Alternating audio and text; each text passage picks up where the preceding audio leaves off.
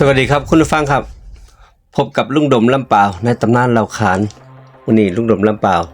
รายงานตัวกับคุณผู้ฟังครับกับเรื่องอาถรรพ์เรื่องวิญญาณเรื่องสยองขวัญคุณผู้ฟังท่านใดที่มีเรื่องราวอยากเสียให้ทางรายการของเฮานำออกอากาศสามารถส่งเข้ามาร่วมสนุกกับทางรายการได้ครับโดยส่งเข้ามาที่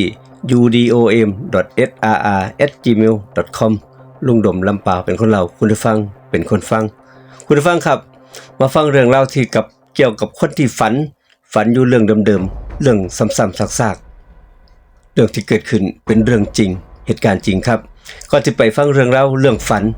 ฝากคุณผู้ฟังกดติดตามกด Subscribe กดแจ้งเตือนเป็นกำลังใจให้กับผู้จัดนะครับเรื่องราวความฝันเกิดขึ้นกับผู้ชายคนหนึ่งครับเพิ่นชื่อชัยเป็นคนหนุ่มธรรมดานี่แหละใช้ชีวิตแบบเรียบง่ายบ่มีบางสิ่งบางอย่างคือคนอื่นเขาครับใช่นี่เพิ่นสิฝันแต่เรื่องเดิมๆฝันในเหตุการณ์ซ้ำๆเดิมๆอยู่ทุกคืนครับโดยเฉพาะคืนวันพระเพิ่นสิฝันเห็นเรื่องประหลาดฝันเห็นญาติพี่น้องที่มีเหตุการณ์เหมือนกับรู้ล่วงหน้าว่าจะเกิดอีหยังขึ้นกับความฝันของชัยครับใช่ครับนอนอยู่ในบ้านหลังเก่าบ้านใหม่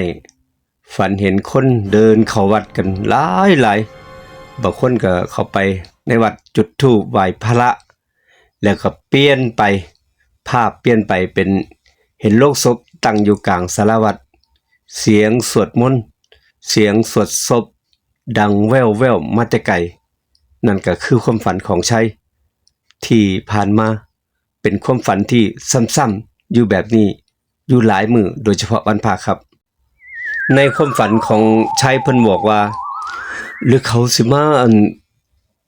ตามเอาบุญมาบอกบุญหรือว่ามาบอกอีหยังบ่เฮาคือฝันแบบนี้ฝันซ้ำๆซากๆฝันว่า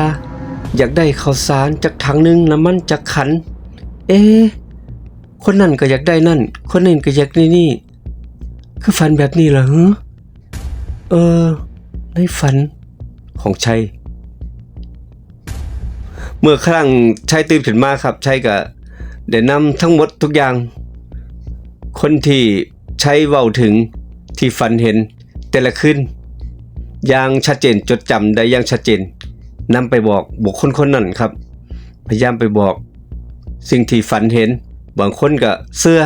บางคนก็หัวเราะเยาะว่าชัยนี่งมงายกับเรื่องที่เกิดขึ้นชัยเดินไปหาอีกคนหนึ่งที่อยู่ในฝันคืนนั้นก็ฝันอีกครับบอกให้ว่าไปทำบุญเนี่ยเด้อแต่คนนั้นกลับยิ้มเยาะแล้วพูดว่าฝันไปเถอะบอกว่าชัยนี่งมง่ายเนาะฝันอยู่เอาเรื่องฝันมาเว้าเขาบ่เชื่อโตจะสมมุติงมง่ายมาเว้าหลายโอ้ยไร้สาระใช่นี่คนนั้นว่าให้ใช่ครับบ่กี่มื้อถัดมาครับคนที่ใช้ไปส่งข่าวบอกให้เพชรบุญกับเกิดเรื่องเศร้าขึ้นความเศร้ากลับมาเยือนญาติพี่น้องคนที่ใช้ไปบอกกล่าวให้ไปเฮ็ดบุญครับเขาเสียชีวิตกระทันหันโดยโรคอุบัติเหตุเขาเกิดอุบัติเหตุตายทันทีอ้าวเห็นบ่ใช่ก็นึกในใจว่าเห็นบ่เฮาเตือนเฮาบอกแล้วเฮาไปบอกแล้วเฮาฝันเห็นบ่เชื่อเฮาว่าจังไดล่ะโอ้ยน่าสงสารมนุษย์เนาะมนุษย์ใช้เริ่มเชื่อว่าความฝันของเขานั้นเป็นเรื่องจริงที่บางคนก็บ่เชื่อบางคนก็เชื่อแต่เป็นคำเตือนจากโรคแห่งความตายเพิ่นทรงใช้มาบอกคนที่มีเคราะห์กรรมเพิ่นว่าสิครับงานศพมื้อนั้นครับเสียงสวดจากพระคนตายที่เกิดอุบัติเหตุครอบครัวก็ร้องไห้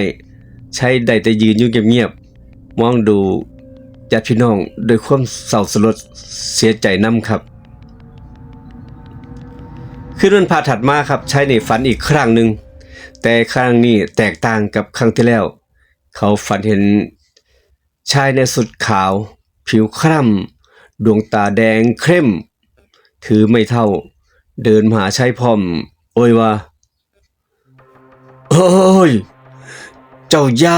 เข้ามายุ่งเกี่ยวกับบัญชีกรรมของข้าเด้อผู้ใดถึงเวลาต้องไปเจ้าห้ามเข้ามาแต่ต้องห้ามมารับรู้เป็นความลับของข้าเจ้าอย่าเจ้าอย่าเข้ามาล่วงเกินอย่ามาล่วงล้ำอธิปไตยของข้าเจ้าชายเอ้ยภาพวิญญาณหล่องลอยเส้นทาง2 แพร่ง 3 แพร่งแสงมืดจ้าและชายคนนั้นก็ที่มองเห็นกับหายไปต่อหน้าต่อตาชายยังลึกลับใช้ได้แต่ยืนงงฝันถึงเรื่องราวที่เกิดขึ้นในคืนนั้นครับแต่ชายบ่ยอมแพ้ครับเขากับยังคงไปเตือนทุกครั้งที่เขาฝันเห็นเรื่องราวที่เกิดขึ้นกับบุคคลต่างๆครับชาย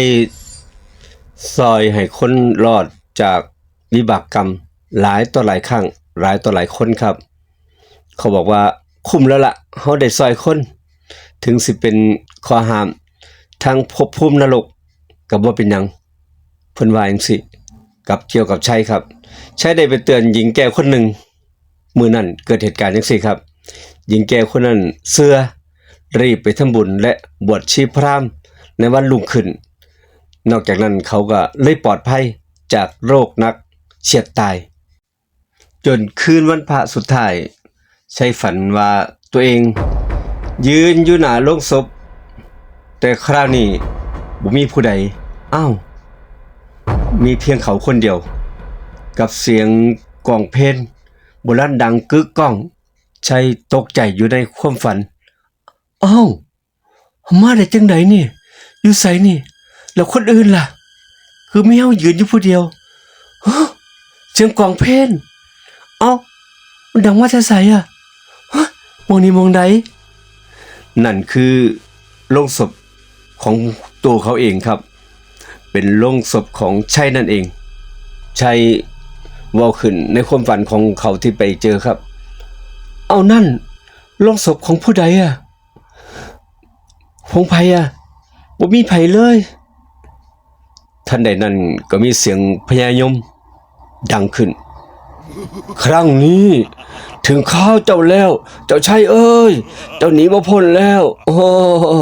เจ้าหนีบ่พ้นคราวนี้เป็นที่ของเจ้าแล้วข้ามาแล้วข้ามาตามเจ้าแล้ว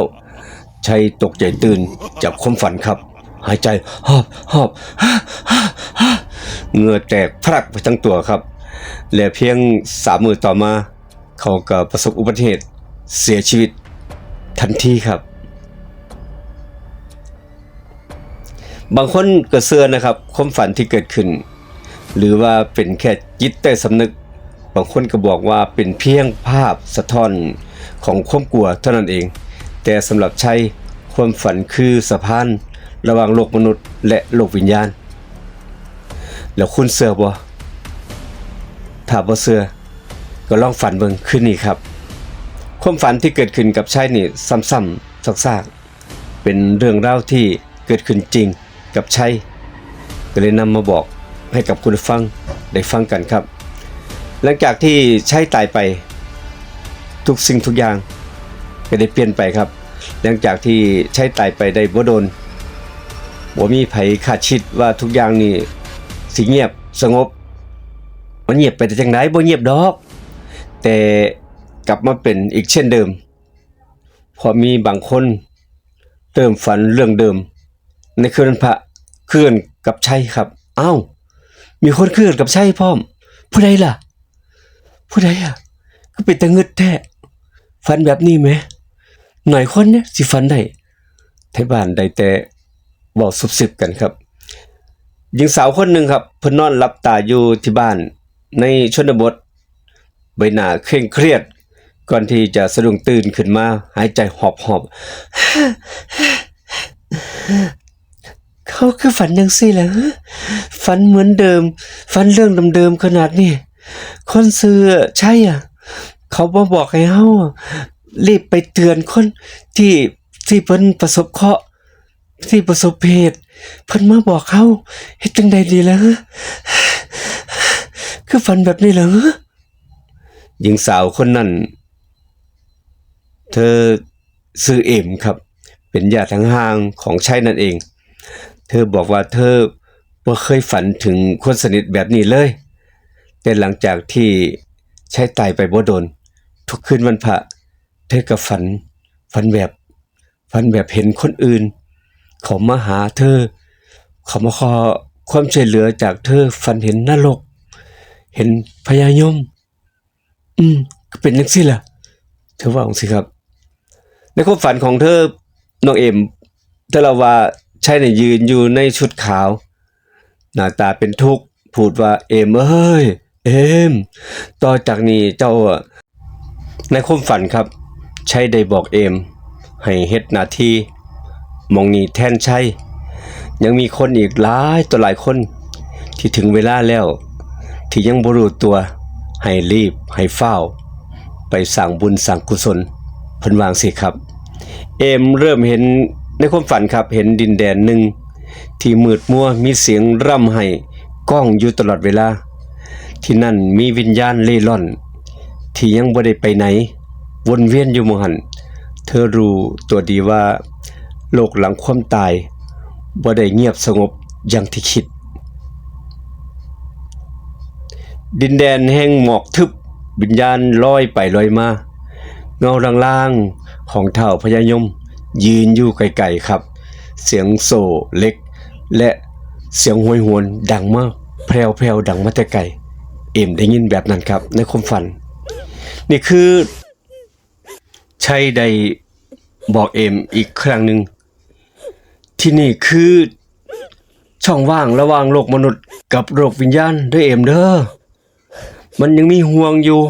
เพิ่นว่าสินะครับชัยบอกเอ็มยังไปไสบ่ได้รอรับการส่งต่อ